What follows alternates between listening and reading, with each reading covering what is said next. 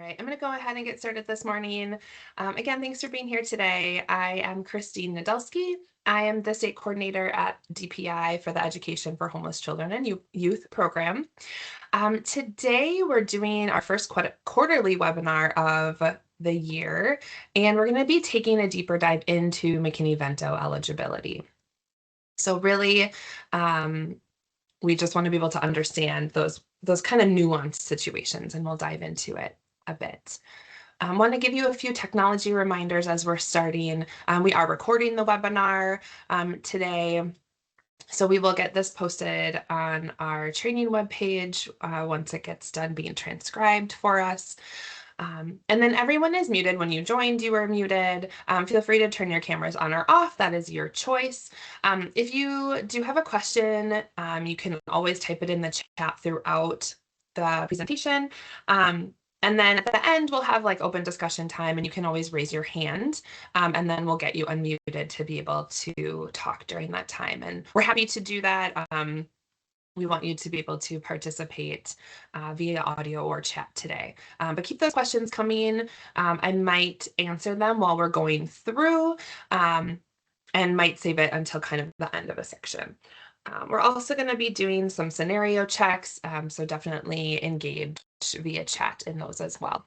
And then a note that DPI does not allow AI software or transcription features in DPI originated meetings. So if you have something like that linked when you joined, we'll just remove that for you. So the outcomes for today, we want you all to be able to understand the McKinney-Vento definition of homeless and the process of determining eligibility. Understand the nuances of the McKinney-Vento definition of homeless. We'll get into a lot of them pretty in depth. And then apply learning through scenarios. So what does determining eligibility mean? It really is the process of considering whether a student is eligible for McKinney-Vento rights and services. Eligibility is based on whether the student's primary nighttime residence meets the definition of McKinney-Vento homeless. And it's a decision made by your district's homeless liaison. And in some cases, districts have trained liaison designees or points of contact at different buildings. So it might be the responsibility of those points of contact to make that eligibility determination too. We're going to start with going through the definition of homeless. If you're here, I'm sure you've heard this already before, but really we're going to dive into the nuances of the definition. So we're going to start with that today. And under McKinney-Vento, homeless children and youth means children who lack a fixed, regular, and adequate nighttime residence. So what does that really mean? Fixed, it's stationary, it's not subject to change. Regular means it can be used on a predictable routine basis. And adequate means it's lawfully and reasonably sufficient. And when we're talking about McKinney-Vento, it's sufficient for to meet the physical and psychological needs that are typically met in a home environment. And these are really important when determining eligibility because you can go back to this always to look at fixed, regular, and adequate for different living situations. And ultimately, it's can the student go to the same place every night to sleep in a safe and sufficient space?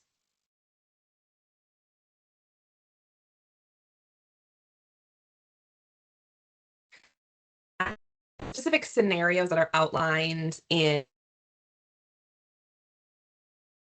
who is eligible under McKinney-Vento. And it's sharing the housing of others due to loss of housing, economic hardship, or a similar reason. And that's really what we refer to as doubled up. So families sharing housing with each other. Living in hotels, motels, trailer parks, campgrounds, due to the lack of adequate alternative accommodations. Living in emergency shelter, so kind of what we think about as a typical homeless shelter. Living in a place that's not typically used as sleeping accommodations for humans. So parks, cars, train stations, abandoned buildings, and substandard housing. We'll get into some of those today. And then always a note that children from migratory families who qualify as homeless because they're living in any of the circumstances above are eligible, and unaccompanied youth that are living in any of the circumstances above are eligible as well. So all of that to really lay the groundwork for talking about really diving into those nuances of eligibility. So just some helpful hints with eligibility that the homeless liaison has the authority and responsibility to make determinations of eligibility. It's part of the homeless liaison duties outlined in a law that that person is ensuring identification and determinations of eligibility are happening. And pay close attention to the legislative wording.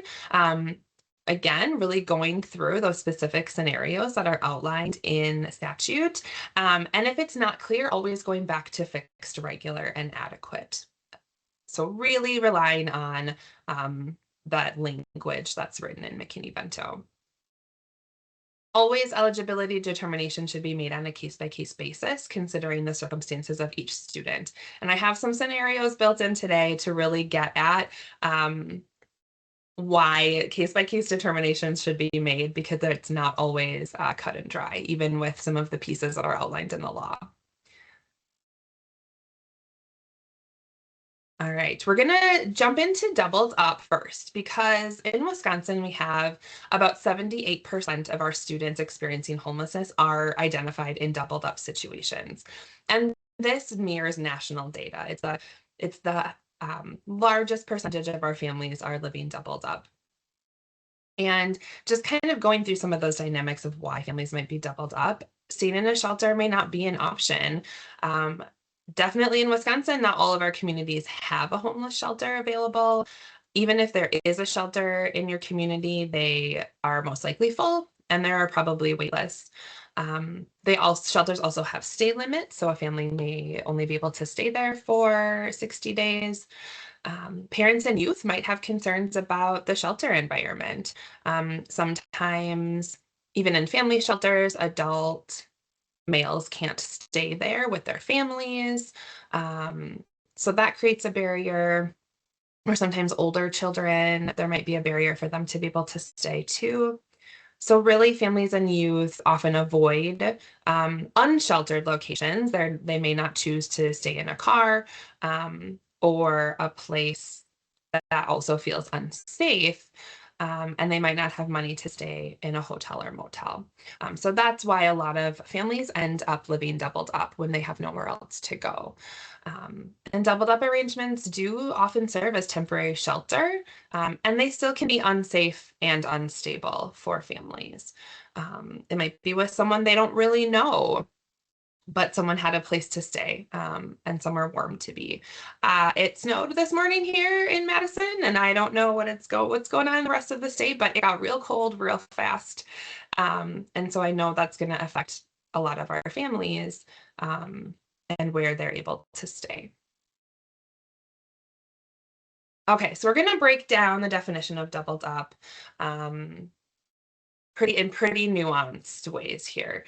So what the law states is that it's sharing the housing of others due to loss of housing or economic hardship or a similar reason. What doubled up is not is when there's a mutual decision to live together for mutual benefit. So if a family moves in with relatives to care for a relative, or a family moves, it's decided that family members will move in together to share living expenses. Those are not doubled up situations. The law really specifies it needs to be due to loss of housing, economic hardship, or a similar reason. The similar reason is typically related to unsafe situations, domestic violence situations, things like that. And we're going to get into each of these pieces. So when we're looking at sharing the housing of others, really implies that the child or youth is staying in someone else's residence. It is not their own residence. So some clarifying questions that you might ask of families, or you might consider when you're working with families and youth that are doubled up. Does the family or youth have any legal right to be in the home? Are they on a lease? Do they own the home? Can the family or youth be asked to leave at any time with no legal recourse? So again, if they're not on a lease and they are asked to leave, there's nothing protecting them from having rights to stay there. Where is the family or you sleeping in the home? And some of that gets to adequacy of, is there enough space? Are there enough rooms? Are there enough beds? What is that situation like? And I think one of the really most important questions to always ask any family when you're determining eligibility is, where would they go if they had to leave? Um, if a family doesn't know, they can't answer, maybe they would say, I would go live with this other relative or this person I know. Um, then that's really not any sort of stable housing. They don't have other options. And so they're sharing the housing of others right now.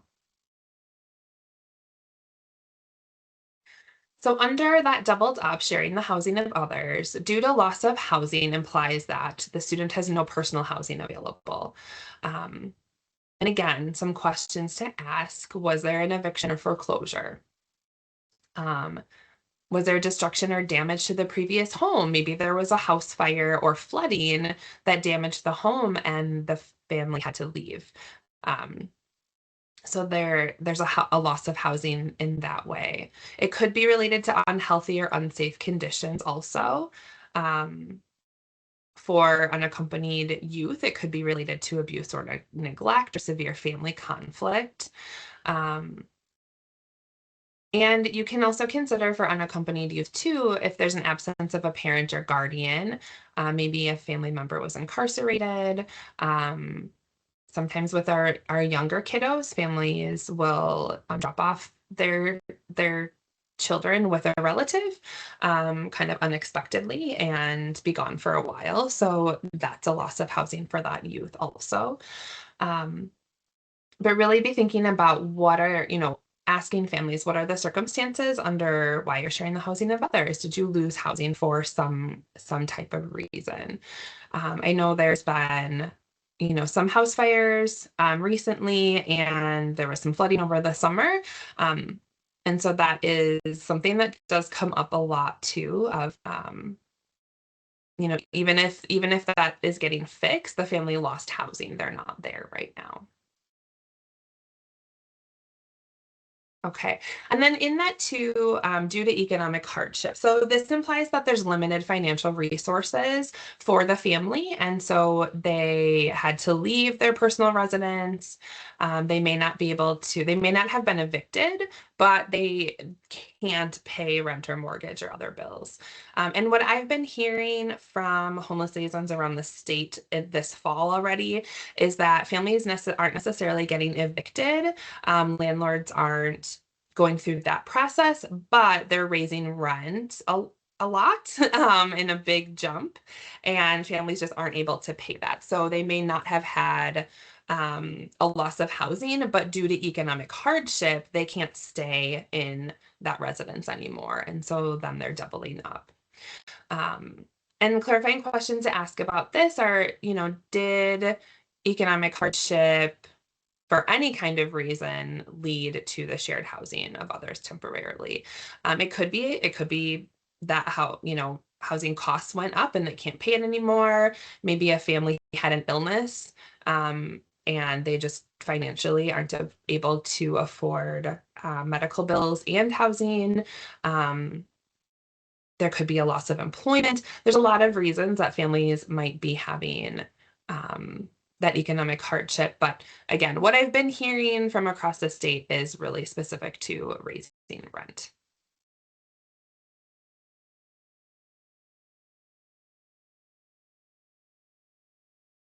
Okay. I wanted to touch on like cultural considerations of doubled up as well, because there are families that might be living in multi-generational living situations, and we still want to talk with families about why they're living there, and really still make a determination of whether it is a homeless situation or not. Just because multi-generational families might be a cultural value, they still need to, liaisons still need to evaluate each situation individually too. So question, like who's included on the lease, who's contributing to household costs, does everyone have adequate space to sleep? Is it a mutually beneficial living situation for everybody? Are any of the family members looking for their own housing currently? Or is this multi-generational living situation the plan, or extended family living situation the intent?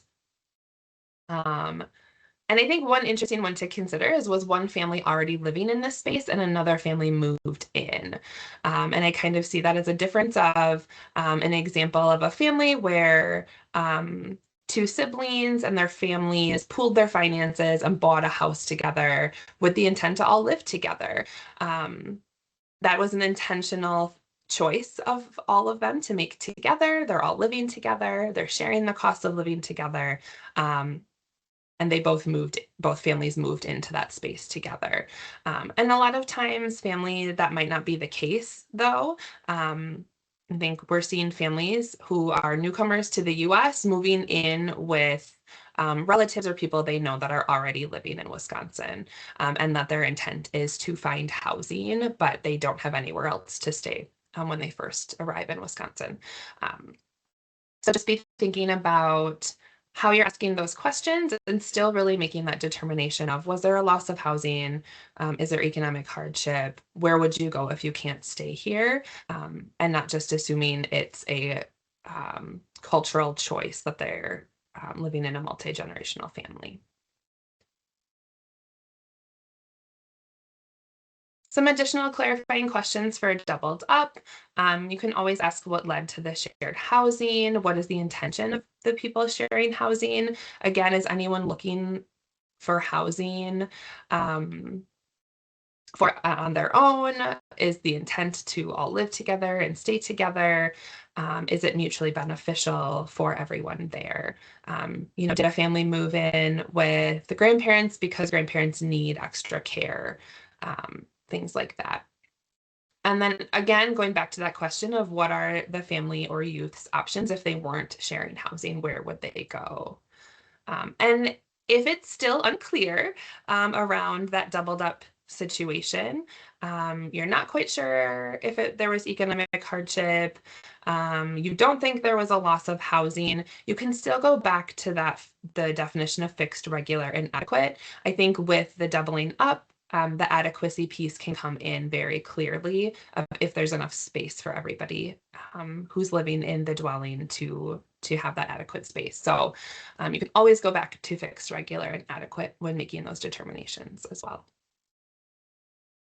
All right, we're going to do a check-in really quick. So I would love for everybody to type in the chat what your thoughts are. So the scenario is that Joshua had been working as a welder but was let go, unable to continue paying rent. He and his 10th grade daughter, Rachel, were evicted from their apartment. Joshua and Rachel are staying with his parents in Wautoma in their spare bedroom for now, but he's not sure how long that will last. Would you consider Rachel to be McKinney Vento eligible? And what additional information might you need in this situation?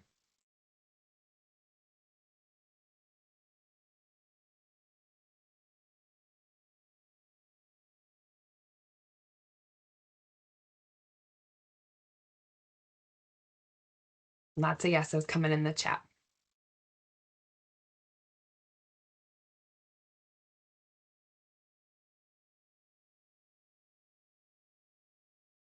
Yeah, and a couple of people have said because of economic hardship. Yeah, family was evicted. Yes, yes, great job, everybody. So based on the information we have, yes, Rachel would be considered McKinney-Vento.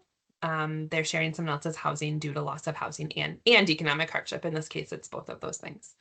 And then you can always have further conversations with parents about, what's their plan? How long do they plan to stay there? Are they looking for housing? And I think the big thing was doubled up too, because I get a lot of questions around how long can students be doubled up and still eligible for McKinney-Vento, is continuing to have those conversations with families. Maybe at semester time, that makes sense to check in with families about, okay, are you still looking for housing? What is the situation? Um, and and then checking in before a new school year starts for sure. Has anything changed? Has this become mutually beneficial living situation?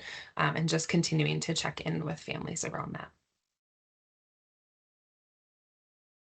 Okay, I have another scenario. Amanda and her daughter Monica show up to enroll Monica in middle school in New Auburn. Amanda says that she and Monica are staying with Amanda's brother who lives nearby, but their names aren't on the lease or any utility bills, so she's not sure how to prove they're living there. Would you consider Monica to be McKinney Vento eligible? And what additional information might you need?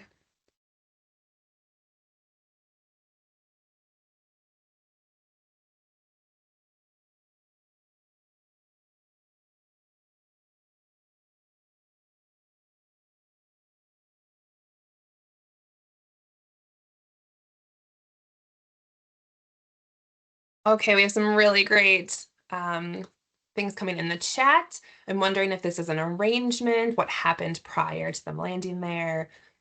Not sure. What led to the move? Need to know why they moved. Why are they living there? How long do they plan to stay? You are all pros. This is great. Yep, unable to determine. Oh my gosh, you all nailed it. Right. So based on the information we have, we can't make a determination yet for Monica for all of the reasons you all put in the chat. So great job. Um, we know that they're sharing housing with a family member, but we don't know the surrounding circumstances. So we do need that more information. Um, and some of you all put all the great questions in there already. What led you to the move? Is this a long-term arrangement? And going back to that, where would you stay if you weren't here? So it could have been a mutual decision, or they could have been evicted, but we don't know yet. Great job, everybody.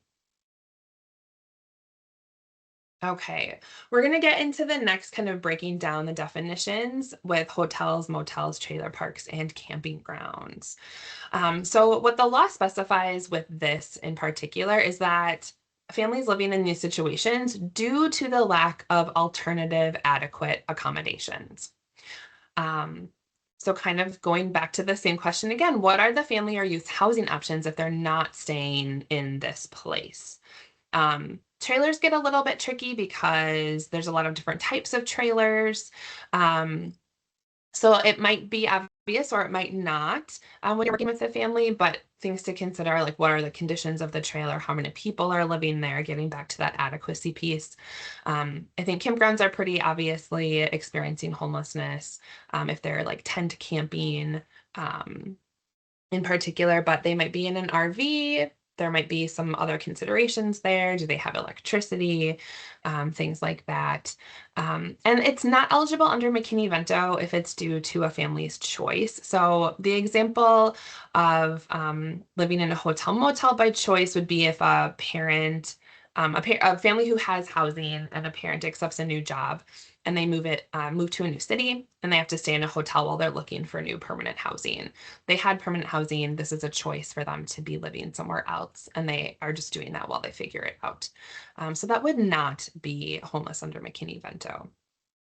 Hotels and motels are um, pretty straightforward, but I do have a scenario to talk more about that as well.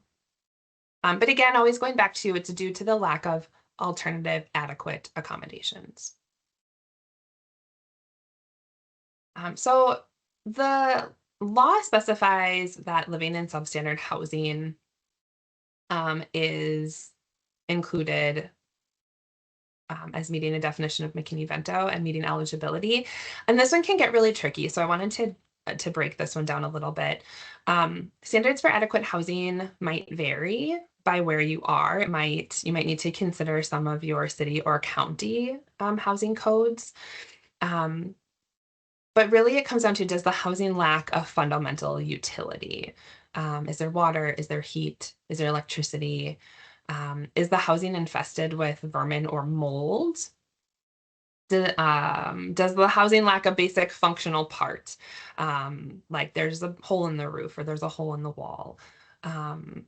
And does it present unreasonable danger to people staying there? So you might need to do a little bit of work looking into your city or county specific guidelines to establish some criteria, so you're able to apply them consistently.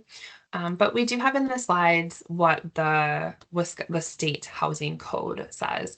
And we'll get the slides to you all, and we'll get them posted so you have the links too.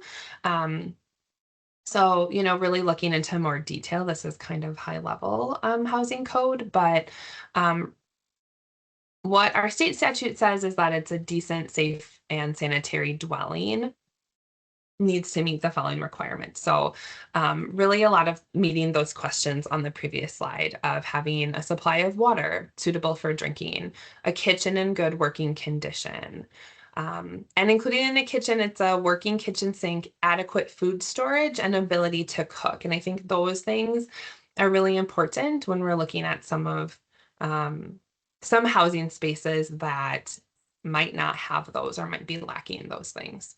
Um, a heating system, a bathroom in working condition, electrical service.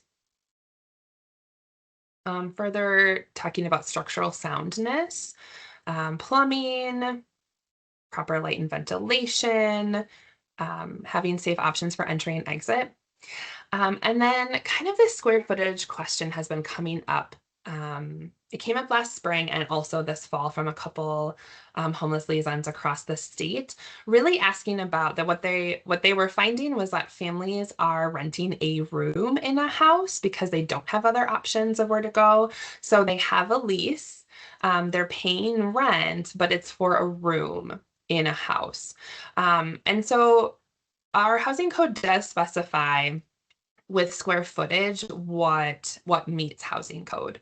And so it's a dwelling needs to have 150 square feet of floor space for the first occupant and 100 square feet for each additional occupant, or 70 square feet for a mobile home.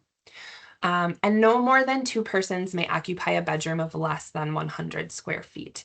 And I think that's important. The two scenarios that I had heard from homeless liaisons were like a parent with one child. So one parent and one child were renting a room together and asking, is this adequate? Does this, how do we can factor this in? They have a lease, they're paying rent. And so these are really specific Wisconsin codes that you might have to look into if you're hearing about situations like that. And you might have to dig down into some of the square footage, but also use your professional judgment around what seems to be adequate for families also. Okay, I have another check-in. Maria and her second grade son, Oscar, moved into a hotel in Oconto and indicated that on the school enrollment form. So they indicated they were living in a hotel. When the homeless liaison followed up with Maria, she shared that they are living in the hotel room because she works at the hotel and can live there at no cost. Would you consider Oscar to be McKinney Vento eligible? What information might you need?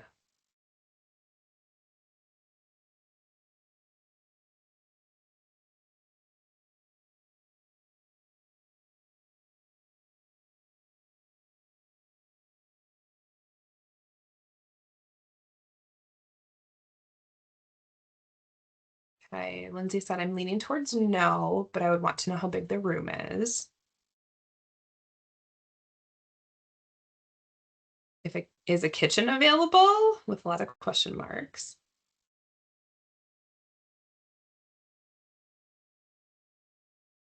How long can they stay there? Where would they go if they need to move?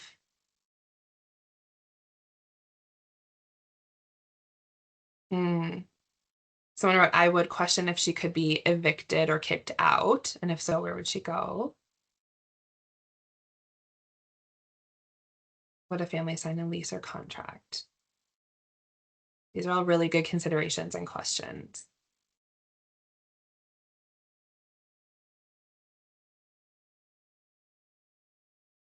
The situation has come up a few times in the last couple of years here. So based on the information Oh, and someone said we have a family in this situation, but mom doesn't know where she would go if she lost her job. Yeah. So based on the information we have, it would be difficult to make a determination of McKinney-Vento eligibility for Oscar at this time. We know they're in a hotel, but it's also because of Maria's work. So these are questions to consider if you run into this situation, and it sounds like some of you already have. Could the hotel ask them to leave at any time? And really looking at what Alicia said of is the room included in a work contract? Did they sign a lease? Did they sign a contract? Is there some sort of legal recourse that the family has that they wouldn't be asked to leave at the drop of a hat? And then I forget, I think it was Lindsay also asked about a kitchen, right? So do they have access to a place to cook and store food? And it could be that the hotel has a full functioning kitchen that the employee has access to, and they have space in the refrigerator and they have access to cook at any time that they need to. And then how many people are living in the hotel room? Really thinking about that is really all of these go to adequacy. And some of that substandard housing, right? Like, do they have the place to cook, store food? Is there enough space for the people in there? Um, I think Shoshana said, is this a choice or a hardship, right? Like, did they lose housing, or is this something that's a nice benefit of this job that they have a place to live and they don't have to pay rent? So maybe that's a choice that they made to move in, and all of the other adequacy pieces are in place. Um, so it could honestly, this could go either way, and it really depends on each individual situation. So I know sometimes we automatically go to, oh, it's living in a hotel motel, it's absolutely experiencing homelessness, they're eligible. But this is coming up more often too, because folks like the housing shortage is really impacting people. And I think this is becoming a more common option for people, honestly. I'm hearing it more frequently. So it could be coming up for you, and you can ask those questions. That's okay. And again, it may or may not be. It might vary by each employer.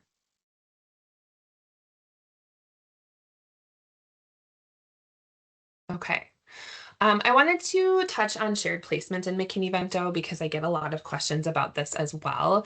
So when I talk about shared placement, I'm talking about a student um, who has two homes with parents who don't live together anymore. Um, so a student is always identified as McKinney-Vento based on their living situation and not the living situation of their parents or family members.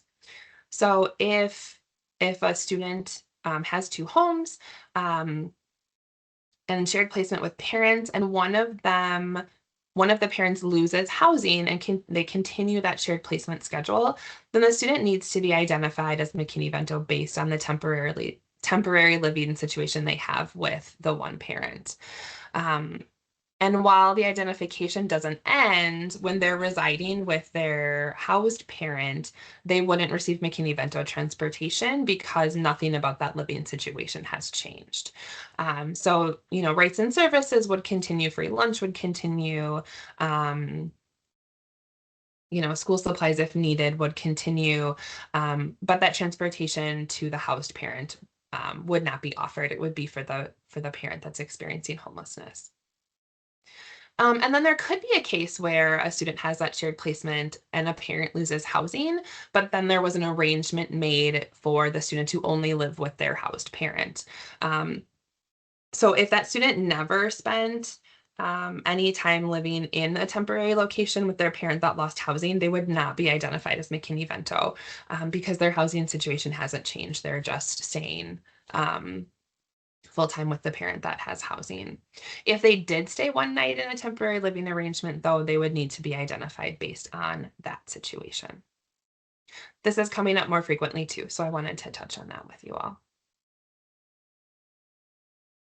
We'll talk a little bit about unaccompanied homeless youth too. So, as I'm sure you know, an unaccompanied homeless youth is a child or youth that meets that's living somewhere that meets the definition of homeless, and they're not in the physical custody of a parent or legal guardian. So an unusual custody or guardianship arrangement alone isn't enough to qualify a student as an unaccompanied youth. You really need to be making that determination of eligibility based on their living situation. And some examples are children and youth living with relatives on an emergency basis, youth living with a friend, and youth who have run away. An important thing to keep in mind is that an unaccompanied homeless youth can be a student of any age. Often we think about students who are living with friends, older students living with friends, or couch surfing, or students who may have gotten kicked out of their home. But it also can be our young kiddos whose parents are incarcerated unexpectedly, um, or whose parents can't care for them anymore and drop them off with a relative. Um, so it really can be a student of any age. And they can be considered an unaccompanied homeless youth, regardless of whether they were forced out of their house, kicked out, or if they ran away. And that includes even if parents are saying that the student can return home, because we're always looking at that identification based on where the student is living, and not on a parent or if a parent has housing. As a school staff member, you might not have all of the details of why a student was kicked out, or maybe you don't know that they were kicked out and parents are saying they can come back.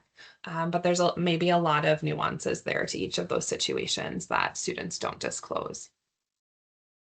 And of course, these should always be made on a case by case determination, focusing on the nighttime residents.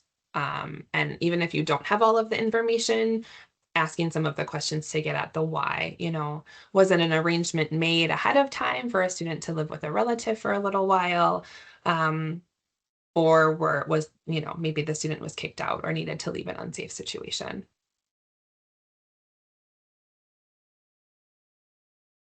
And then when we're working with unaccompanied homeless youth, just know that they have the same educational rights as students that are homeless with a parent or guardian, including immediate enrollment and full school participation, even if a parent or legal guardian isn't there to enroll them. So, what you can do when an unaccompanied homeless youth is seeking to enroll in your district, the student can enroll on their own. If they're with a caregiver, especially if they're a younger child, if they're with a family member, a different family member, that caregiver can enroll the student. And then we recommend using a caregiver form or caregiver affidavit with that person, or the local homeless liaison can enroll the student. So you could help an older student enroll on their own as well. Okay, and we're going to check in about unaccompanied homeless youth here too. So Brandon is a senior in lacrosse. His mom passed away when he was young, so it's just him and his dad. Brandon and his dad recently got in a fight, and Brandon didn't feel safe at home afterward. Unsure of what to do, Brandon asked his best friend Tori if he can stay at his house. Tori's parents say they're glad to have Brandon, and he can stay in Tori's room, which has bunk beds. Is Brandon an unaccompanied homeless youth? And do you need more information? What might you need?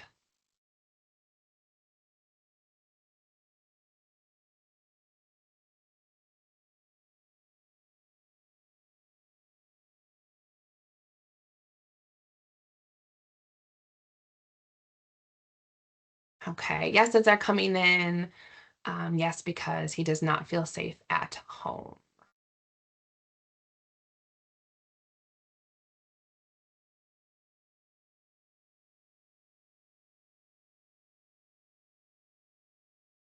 Okay. Yep. Yes is coming in.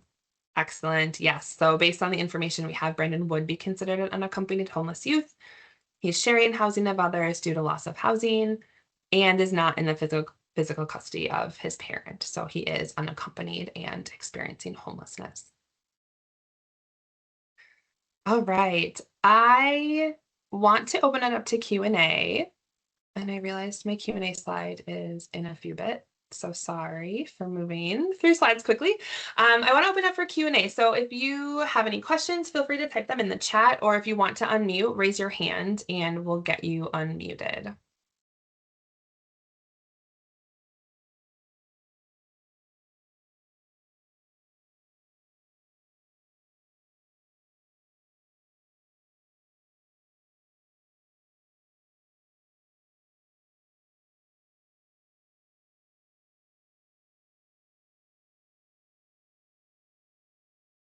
Okay. Sorry, Alicia, I see your hand raised. Can you hear me? Oh, yes. Awesome. Yeah. Thank you. Okay. Yes. Okay. So I know I've asked this question a couple times in different ways on this call. But I guess it's just that gray area where I'm getting confused.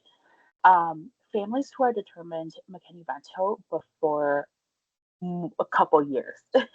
So families who are staying at the same address for a couple years now. I know the law says that there's no deadline. There's no timeline for this. There's no end date. There's no, and I understand that, but it's more so trying to figure out how a family can stay McKinney-Vento for whatever reason, including transportation from different, transporting from a different city. So a family, let's say, lives in the city next to us, and they're getting transported, but they've been McKinney-Vento, since 2021 or 2022, and trying to determine if they're eligible, and they continue to say, yes, I'm doubled up. Yes, I'm staying with someone else. Like, how, I know we have to ask those clarifying questions, but how do I go about that without it being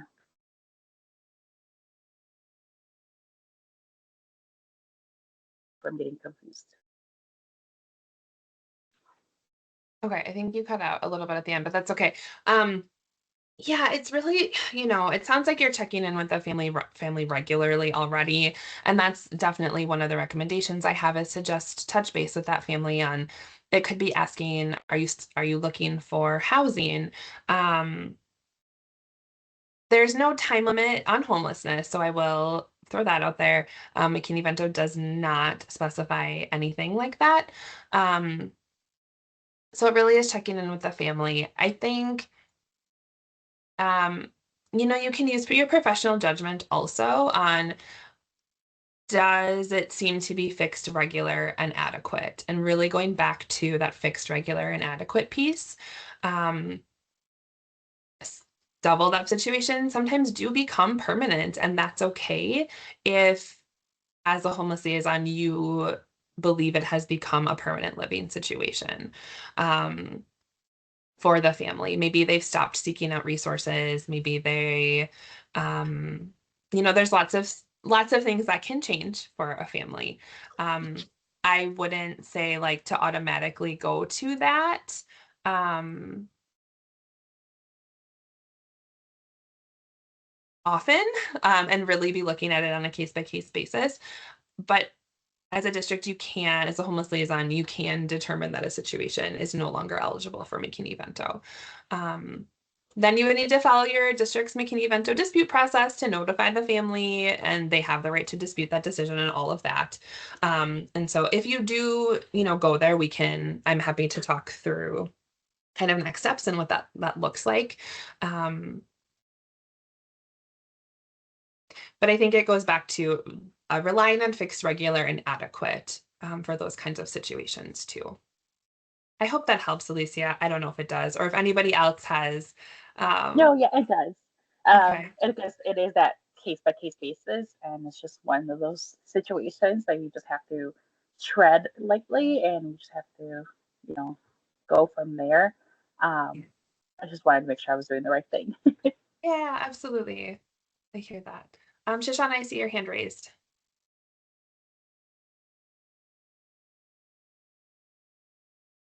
Yes. So Okay.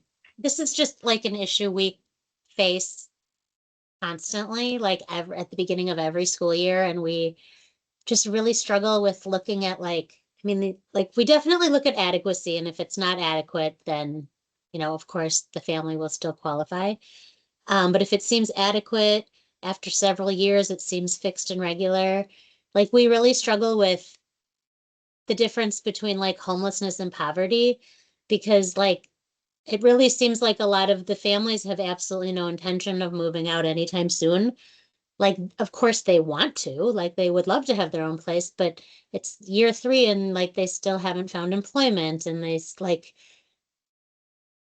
there's just seems like they're never going to be leaving this living arrangement. So like that's what we always talk about. Like, is poverty the same as homelessness? Like if you are doubled up with family members for years and years and years because like that's just because of poverty and because of unemployment and whatever, like it's just something we struggle with all the time. And we like kind of like what we try to do is sort of give family like a year warning where we're like, okay, it's been 2 years.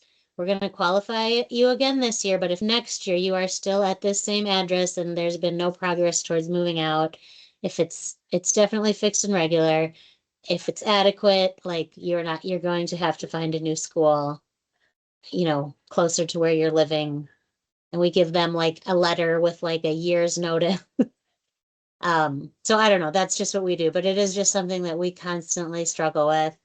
It's something our transportation department pushes back on with us too. So it's generally related to wanting transportation from somewhere that's very far away from the school you're attending. So Yeah, and I do, Shoshana, that's a really good point, and maybe other districts will benefit from hearing that too, that conversation of, is it homelessness? Is it poverty?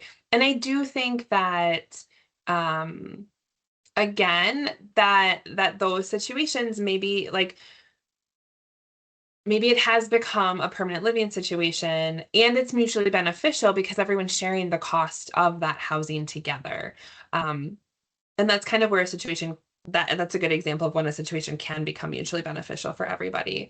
Um, so it is really it can be a tough decision too, but I think again I'm gonna reiterate it because Shoshana mentioned it again, like going back to that fixed, regular, and adequate. I think the adequacy piece is a big one. If it's not adequate, it's not permanent housing. But oftentimes our doubled up situations turn into fixed and regular. Okay, I see your hand raised, David, but I'm gonna hold on. There's a question in the chat of, I have a student that is an unaccompanied homeless youth. We can't find mom. She's living with grandma. I did have mom fill out power of attorney paperwork before she left. Can a grandma sign my unaccompanied homeless youth into special education? What I want to say about this, Lindsay, is I'm not an expert in IDEA and special education law. So what you need to do is make sure you're following IDEA. And I know the procedures for that are to do specific outreach to parent, to bio parent, and following the special education process for identifying a surrogate parent. So make sure you follow those situations. IDA and McKinney Vento work hand in hand. One doesn't supersede the other. So just because it's an unaccompanied homeless youth doesn't mean you can bypass the specific requirements under IDEA. Okay, thank you. I think I did. The POA paperwork, mom did sign off for educational decision making, so I think I'm okay. That still felt like a big decision. It felt Yeah. above educational decision making. Sure. Eh, Yeah. This is Julie, if I can jump in as well. Lindsay, the ability to make educational decisions is actually different than being a parent for special education. So I linked a document in the chat, and you can always contact our special education team. Ryan McNamara is great for answering these questions, or if you want to email me too, any specifics. But when it gets really complex, then we just turn you to your local attorney to help you figure it out too. Yeah. Yeah. Okay. Thanks, Julie. Yeah. Okay, David, you should be able to unmute. Yeah, thanks. It's kind of a spin-off of these other two questions that were answered before that last question. And, sometimes when a couple of our situations where families are doubled up and it's like for years, like somebody just kind of talked about, when you look at like that flow chart, I think from DPI about doubled up, it seems pretty clear that it would be homeless, but then I come back to fixed, regular, adequate, and I feel differently about it. So which of those measures should really be the one that is the fallback? Is it fixed, regular, adequate, or is it like that, the flow chart, or a combination? Yeah, do you want to talk about the scenario that's included in the flow chart? Well, to tell you the truth, there's been so many different ones. I can't even recall the exact one that it came up Sure. with, but I had it kind of like I was talking through it with a coworker, and they came back at me pretty hard, like, look at the flow chart. That's definitely this. And I was like, well, when you start living with somebody for years, and kind of like other people mentioned, if there's really no movement to make any changes. You know, they are within our district, so like it's not, and they're on a bus route, so it's not like we're transporting this kid. They're already getting free reduced. So I want to just be accurate when I identify people, but I'm not sure there's really some big benefit they're receiving. Sure. Yeah, I think so. What I will say, so I think the flow chart that David is referencing is it's actually from the National Center for Homeless Education. We have it linked on our webpage though as a resource Thank for you. everybody. Yeah, it is really helpful. What I will say is that, you know, that's just a tool. I think it's a really helpful one. I personally really like, there's 2 pages to it. The second page is specific to some unaccompanied homeless youth scenarios specifically, which are really helpful. You know, that's a tool. I wouldn't say that's the end all be all. I would go back to how I always think about it is it something that's specific in the definition of, is it, you know, looking at double up, looking at hotel, motel, substandard housing, those things first, and then going back to fixed, regular, and adequate. And so that's the way I recommend doing for all of you too, especially, right, there's a lot of doubled up questions. So looking at doubled up, was there loss of housing, economic hardship, and then going to, is it fixed, regular, and adequate? Using the flowchart as a tool, not a final determining factor. It might help in some of your determinations, but you can go back to that fixed, regular, and adequate, which kind of this whole discussion here at the end is really about, of, you know, determining that it's become a mutually beneficial living situation for families. I want to say, like, I caution going to that quickly, that determination that it's become a mutually beneficial living situation and no longer homeless. But the district does have, again, the ability to make that determination. The homeless liaison can make that determination and then follow, you know, notification and following a dispute process. Yeah. Thank you. Yeah. Okay, I want to get in. There's a scenario in the chat. Student got into a fight with a parent one school year and chose to enroll in their new resident district. They were identified. We did notify them of their right to stay and be stay in school of origin and be transported. Okay. Then the next school year, the student chose to enroll, I think, back in the school of origin. There's a mutual verbal agreement set up between the parents and the person the student is residing with that they would continue staying there. Would they still be qualified as an unaccompanied homeless youth? So it sounds like their living situation hasn't changed. They're still staying with someone else that's not a parent, but they've switched schools.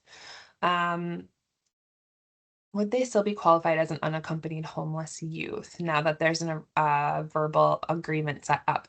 I think it depends. I think that could be it. It may be a situation that, you know, initially when the student left home that they needed to be identified, and now it has become permanent. I think it could be talking.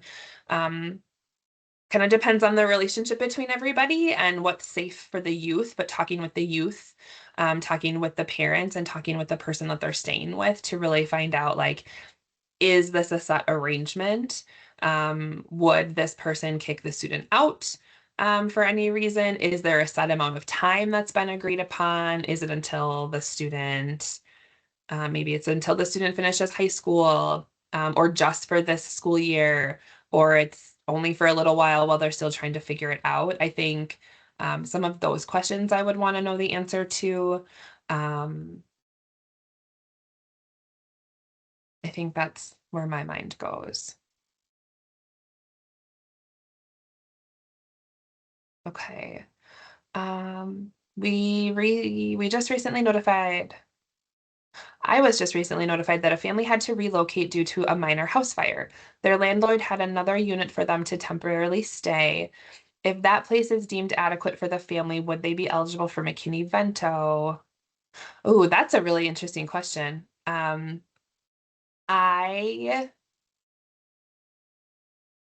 I'm going to assume it's that the landlord had another unit for them to stay in while their unit is getting fixed.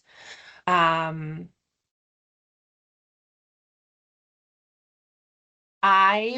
would still think that that's McKinney Vento because they had to relocate due to house fire. Like there was a loss of housing there.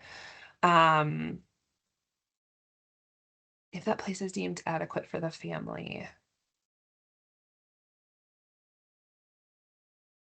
Yeah, I would still think it's McKinney Vento. If you get more information and want to shoot me an email that makes you think otherwise, I'm happy to talk through it more. But I think it would still be McKinney Vento because they lost housing, right? The landlord has another unit available for them, but it's probably also unclear on the timeline for how long they're going to be there. They're not choosing to move. They have to move because they had a fire.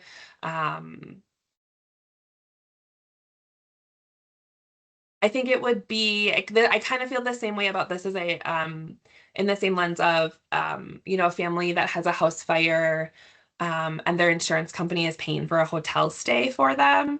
Like they still lost housing. It doesn't matter that the insurance company is paying for anything. They still lost housing. So we can talk more about that if you have more information, but those are my initial thoughts about that one. Yeah, okay. Julie said she'd follow up if she gets more information. Definitely do. Yeah, that one's not cut and dry and easy. But none of these are. That's why we're talking about it today. Okay, we're almost at time. I want to if there are any other questions, definitely put them in the chat. But just wanted to share a couple things with you. We do have our training calendar for the rest of this school year, our virtual events calendar. We have more quarterly webinars throughout the year. We have our lunchtime live opportunities to connect. And if you're not already, which since you're here, I'm assuming you did get the communication email, but you can sign up to our communication email list. And then really, really quick, November is Homelessness Awareness Month. We have resources and tools available to you if you want to share that with your district. It might be a good time to send out an email to your district staff to say, hey, we have this many students experiencing homelessness this year. This is how many we had last year. This is affecting our district. There was a proclamation by the state superintendent, Dr. Underly, declaring November as Homelessness Awareness Month that you can use. And then there's some other resources on if you want to build awareness in your community.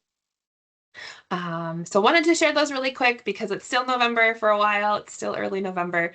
And that's a really important time to spread the word. So someone asked if they're able to get slides. Clara will get them posted up on our webpage today. And yeah, Katie, feel free to email Clara and I will get anything you need. These are also kind of shortened unaccompanied homeless youth slides. So depending on the information you need, we can get you more information too. Thanks everybody. I really appreciate you joining us today. We'll get the recording up when it's done getting transcribed. And thanks for your participation. It was great to hear from you all.